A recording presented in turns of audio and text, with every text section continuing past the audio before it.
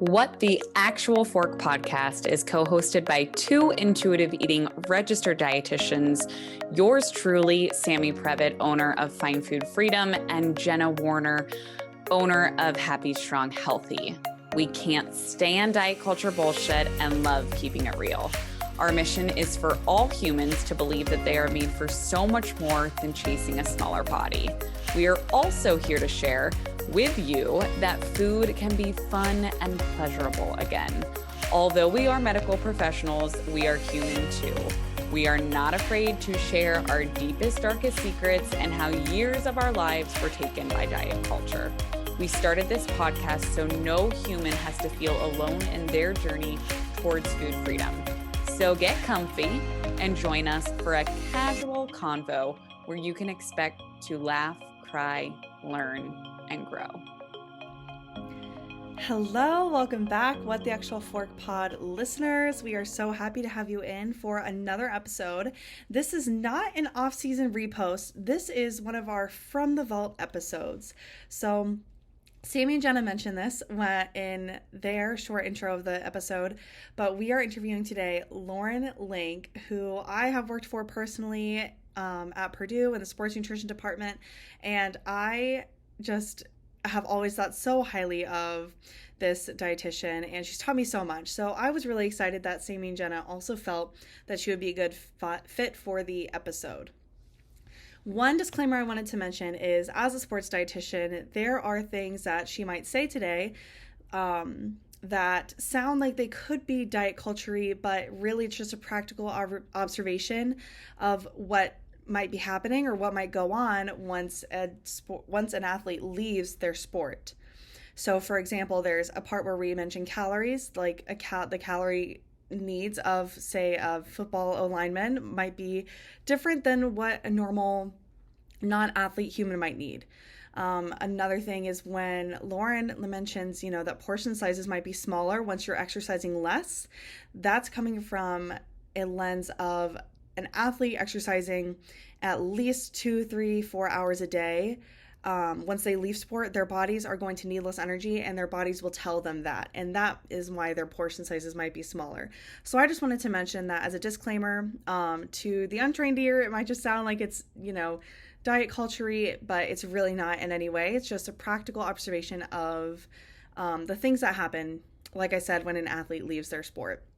So please enjoy this episode. If you haven't already, please rate and review the podcast on Apple Podcast. We are highlighting one review a week on our Instagram, so I would love if you were the next one.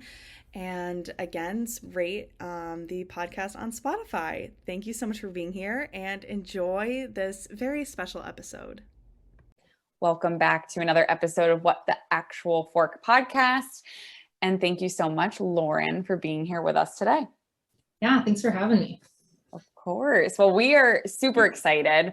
One, because our podcast manager, Chelsea, is one of your biggest fans, and I believe you've done work with her. And that's kind of, in addition to following you on Instagram and obviously already knowing who you were, you've come highly recommended to us.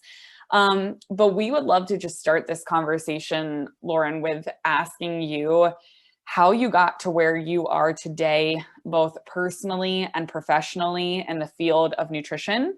And again, you can take 30 seconds, you can take 30 minutes, however long you want to take to answer this question, just really what got you to where you are today with your beliefs around nutrition.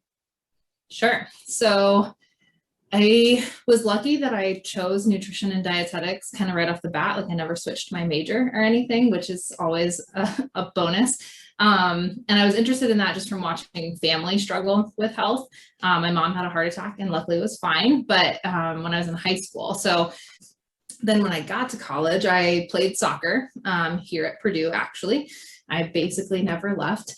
And while I was playing soccer, I wish I had been like more of what I preach now. I was like not my best student back in the day, but definitely I could tell, hydration and what we ate on the weekends and things like that tied into performance. So I was very early on interested in sports nutrition. and just kind of that tie. And so as I went through college, I will tell you, there were very few sports dietitians working full-time. At the collegiate level, probably about 5. And, I've been out of school now for 10 or so years. So 10, 15 years ago, there were 5 full-time dietitians at the collegiate level.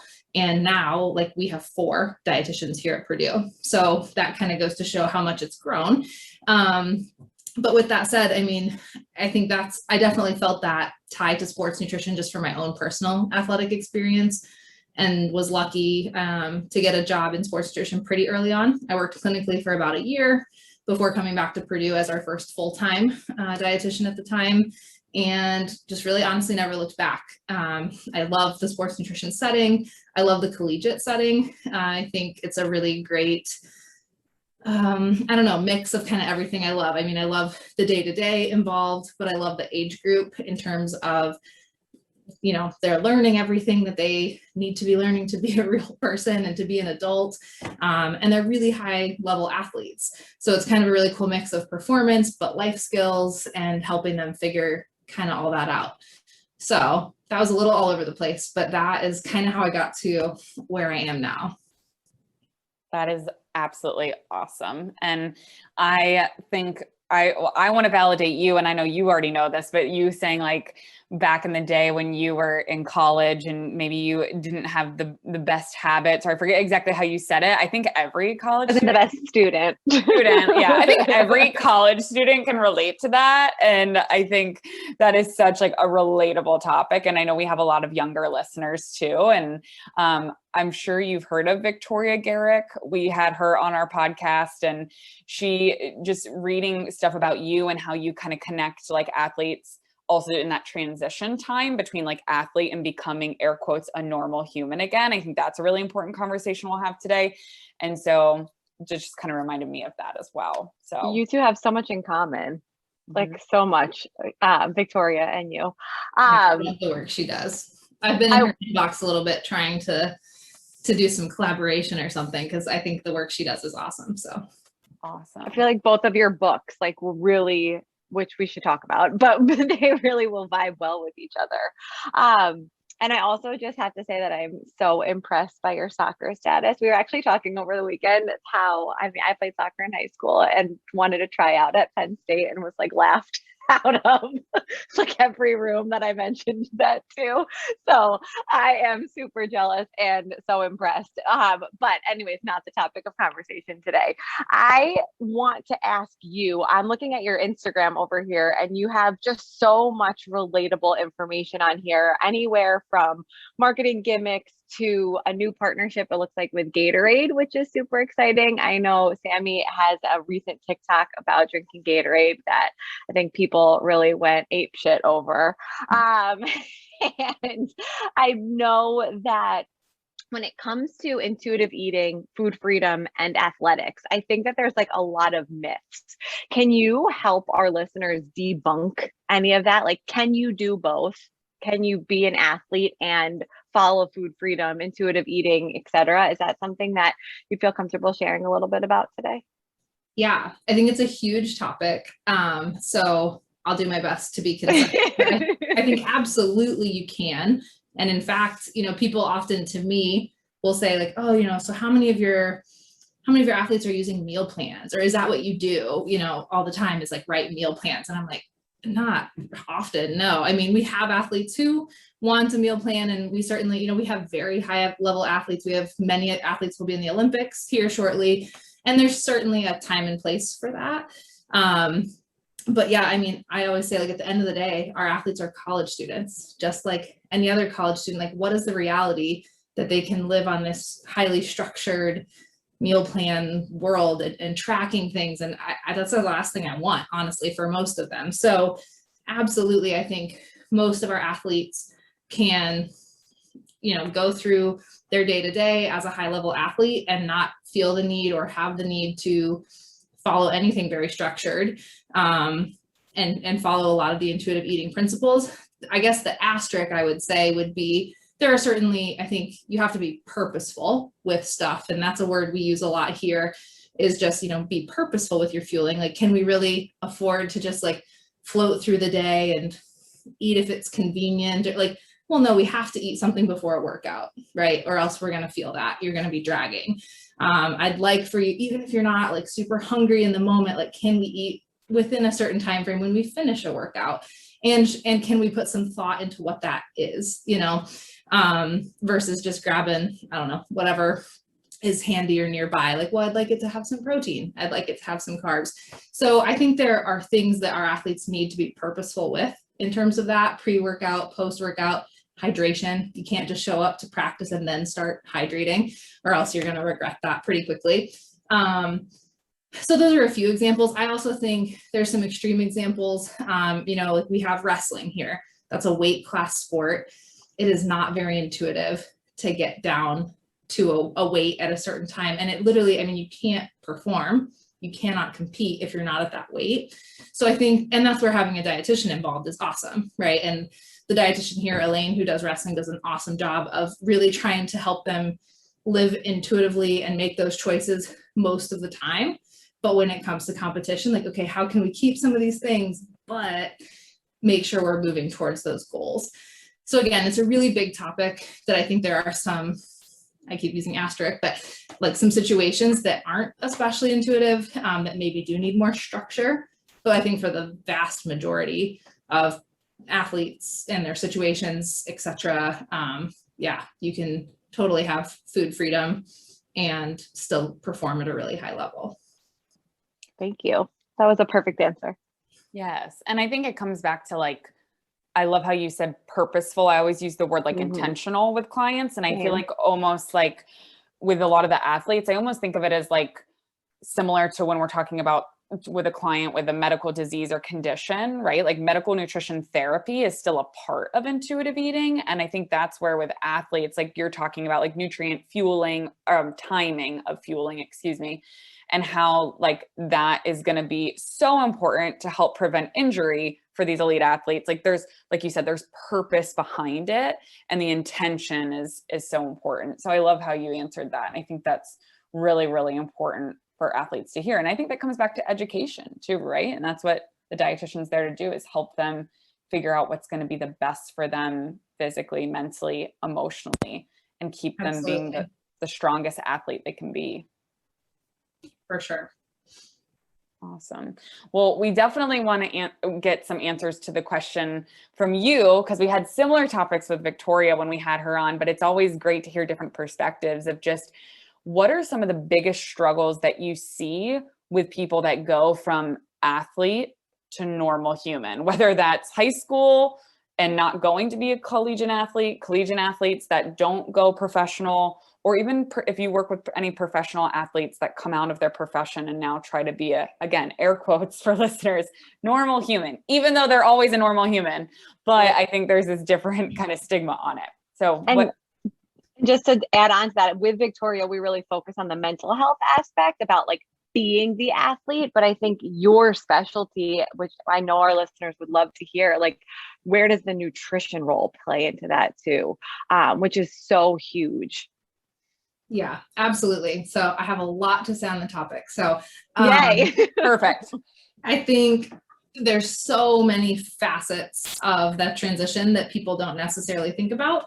I think everybody would say like, oh yeah, that seems hard, or, you know, like, oh, that would be weird, different, but it really is kind of crazy. And what led me to kind of hone in on the topic and eventually write my book was, as I experienced it, I just remember thinking like so many things were affected. Just like little situations in life that I'd be like, weird, like I don't have to think about XYZ because I'm not an athlete anymore, and like how bizarre. So anyway, from a nutrition and fitness perspective, I think that's a huge chunk in itself. Some people think, oh well, I'm just gonna keep it up there, I'm gonna keep working out like I did, and the reality is like that's really hard to do for many reasons. I mean, for one, like now, you know, I'm well into my 30s and I'm like, there's no way I could keep doing, I don't know how, like when I see Carly Lloyd playing, I'm like, girl, like bless you, because I just don't even understand how her body still does it. But anyway, it's hard to keep working out that long and that hard and that intensity. The time it takes, like when you get a full-time job, I'm like, good luck, like working out for 2 hours a day or 3 hours a day. And you don't have priority scheduling anymore that like squeezes that into your schedule all nicely. So it's hard schedule wise, physically, etc. You have a family. I mean, it just gets harder and harder. So that's a big change, I think. Nutrition wise, it's not realistic that you're going to have this athlete body that you've always had, right? Like that's part of the transition. But it's a shock, I think, for some people. For one, you lose a lot of muscle. I always share that, you know, like when I was an athlete playing soccer at a high level, I always thought like, oh, I want to lose my butt. I can't wait to lose my butt. Because it felt like, you know, oh, we all have such big butts and thighs and whatever. And then I did, and I was like, oh my God, what happened to my butt? And like, I want that back. I lost, I think, 2 pant sizes just from not lifting the same. So you have a lot of muscle mass loss on, generally speaking, at least, and just kind of this shift in body composition where even if you're not weight centric, which hopefully we can get people away from being weight centric, but even if you're not, just looking in the mirror, right? Your clothes fit differently. Your body just looks different than what you're used to. So I think that can be hard to manage for people. A lot of our athletes have had to like eat to keep up almost, right? Like I have to eat. I know if I don't eat right now, I'm going to be sorry, you know, the next day.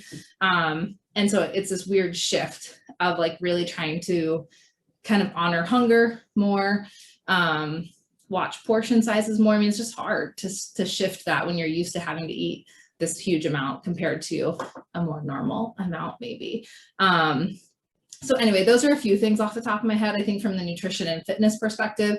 I would also add, like fitness wise, a lot of athletes don't know how to go about fitness, which seems crazy because it's all they've done, but they've had a coach like hanging over their head, writing a workout for them, motivating them to do it. A lot of athletes actually lack a lot of internal motivation because it's like, well, you had to show up or I was going to get yelled at. I couldn't leave my teammates hanging. So there's not always a ton of internal drive to like get up early and work out, especially when you've been doing it so long that all you want to do is like never do it again for a while. So anyway, I feel like I'm a little all over the place because there's just so many things, but I think that is hard. The motivation, just knowing what to do in a weight room or wherever in a field, on a court without a coach hanging over you is hard.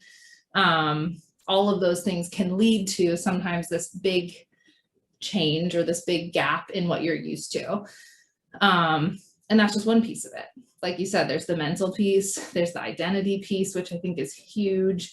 Man, and then there's just like kind of now, if you look at collegiate athletics and everything we provide, which is awesome. It's way different than when I was playing. It's this also like huge gap in resources because you've been surrounded by basically an entire team of professionals, right? So our athletes at any given moment have access to their strength coach, an athletic trainer, a physician, a dietitian, a psychologist, a physical therapist, for no charge, right? Like we don't talk hourly rates or anything. No one would have any idea. They have meals like readily available. They have snacks everywhere. Like if you walk, you'll run into a snack.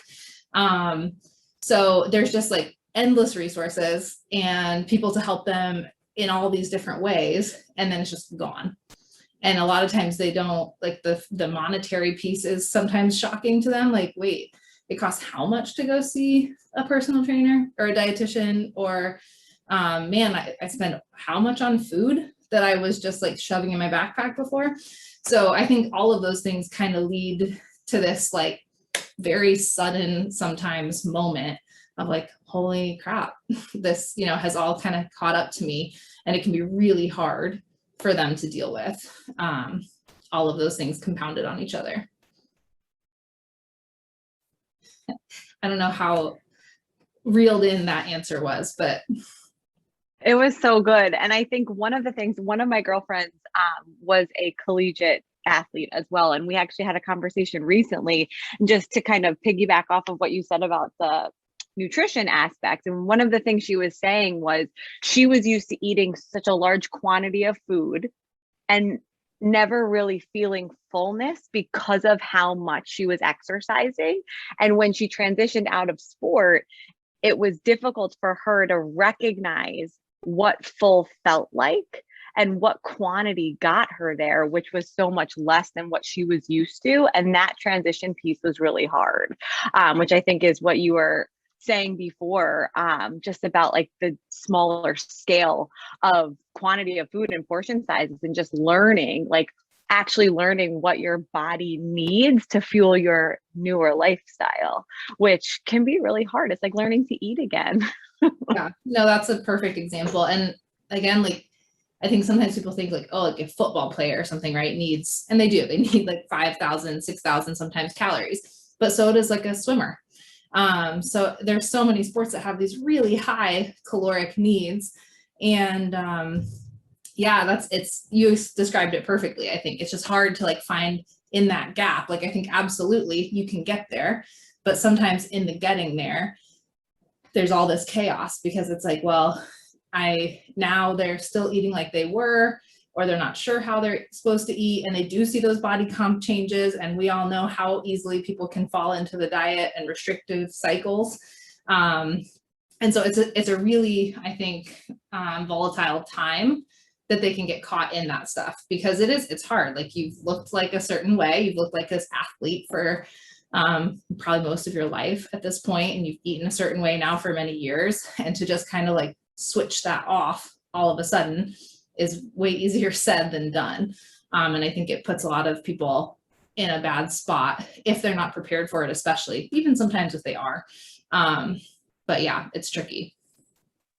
Absolutely. And I think, yeah, we all have so many people we can think of that we know personally or that have gone through this transition. And I know you mentioned the word identity, and I think that's so huge. I think we see that all the time, just with the normal people that go from chronic dieters to not dieting anymore. They're like, what is my life now if I'm not dieting? But now this is like a totally different example of like, an athlete. It's like a profession. It's your identity. It's who you are. And then you go to not having sport anymore.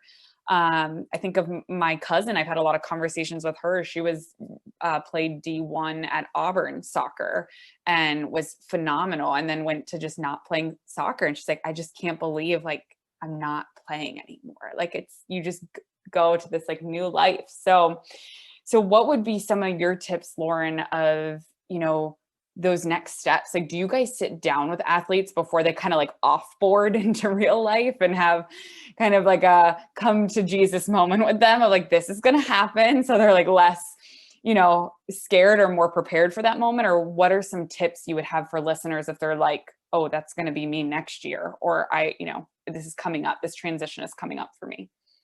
Yeah, that's a good question. So to answer your question, kind of embedded in there of what do we do with our athletes, we definitely try.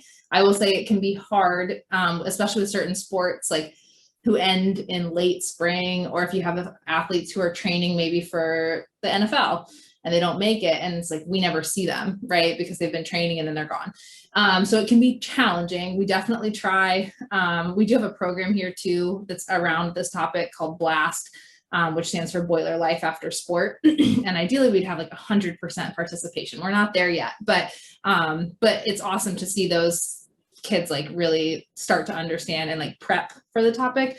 Because I think the biggest answer I would have to your question is you have to talk about it, and you have to like acknowledge that it's coming.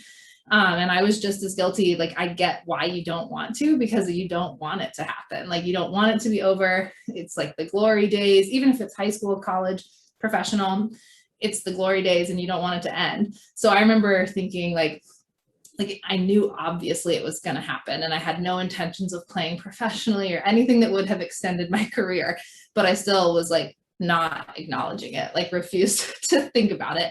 So then it's like way worse, because then it's just like, bam, hits you and it's over. And you're just like, I guess I don't go to practice today, like for the first time in 20 years or, 15 years. So I think the first thing is just like talking about it. If you are an athlete, like acknowledge it's going to happen and start to think through some things. Even just like how you might stay active. think about something like a lot of our athletes have no interest in continuing their sport, which is fine because you're burnt out, right? Some do. And, you know, and I have continued to play soccer recreationally, and some sports you can't do that though. If you think about football or, diving, I don't know, baseball, well, you can play recreational baseball, but you can't like pitch at a high level anymore. So anyway, some sports you literally can't. So like, just acknowledge that, like, what would I do to stay active in some way?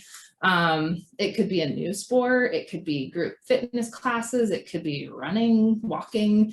Gosh, it could be a million things, but I encourage athletes to start thinking about that. And like, will you hold yourself accountable? And if not, like, can you find someone who will? Like, just start thinking about those things that you might do, and look at it as an opportunity.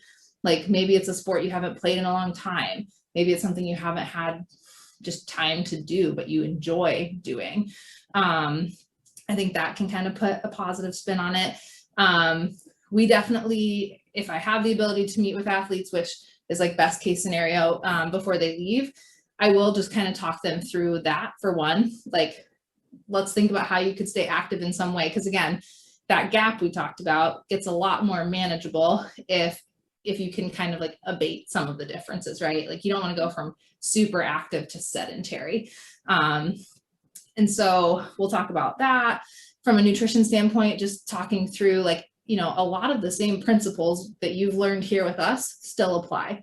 We still want to eat frequently. We still like don't want to skip meals. You know, we talk a lot about like balancing our plate here.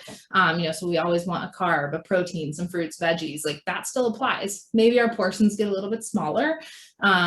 You know, like little changes can happen, but a lot of these things still apply. And if you keep doing them, then you're going to not have that kind of huge, weird transition where all of a sudden you feel like, man, I'm not eating anything comparatively, or get into that diety type restriction.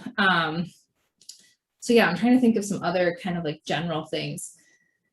I think the biggest one though really does come down to just like talking about it and thinking about it, and realizing too that everyone's going through it, you know, that was an athlete. I think I used to hear a lot more, but I still do, like athletes, you know, who read my book or whatever and saying like, oh, I thought it was just me, or, you know, and I'm like, oh my gosh, no, it's literally everybody, like we're all thinking it.